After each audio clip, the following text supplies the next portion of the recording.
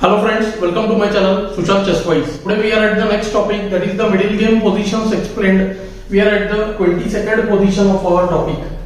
So we have got a position here with white to play and win. In this lesson we try to look at combinations with long variations or where there are many variations.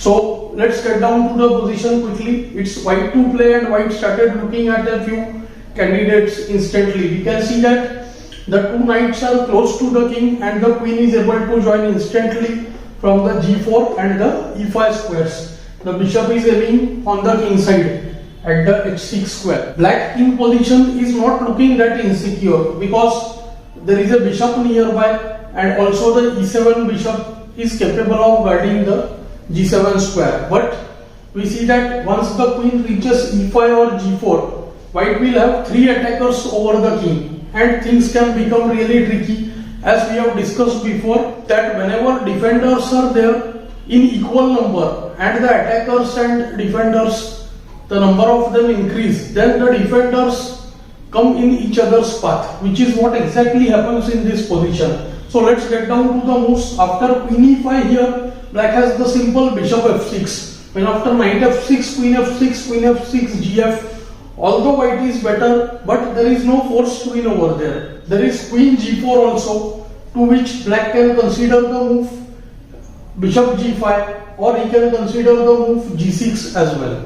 White goes in with the move knight g7. Let's see what he calculated. After knight g7, kg7, the main point is after queen e5 check. If black goes f6, then there is knight e6 check, doing a fork. But there is little more to it. Let's see. After knight g7, he takes g7, queen e5 check, f6, he takes e6 check. Now if king goes to f7, then knight d8 comes with a check. So the queen is lost. But after k h8 to kg8 also there was queen g3 check and the queen will be taken.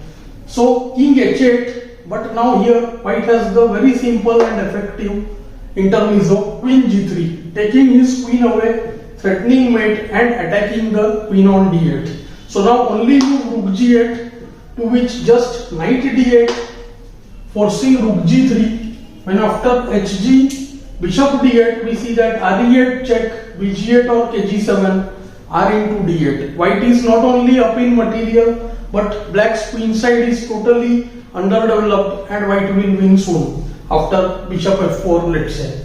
Thus, after queen e5 check, there are only two other options. One is bishop f6 and the other is king g8. After king g8 also, there is the very simple and effective knight h5. There are two dangerous threats now. One, qg7 check.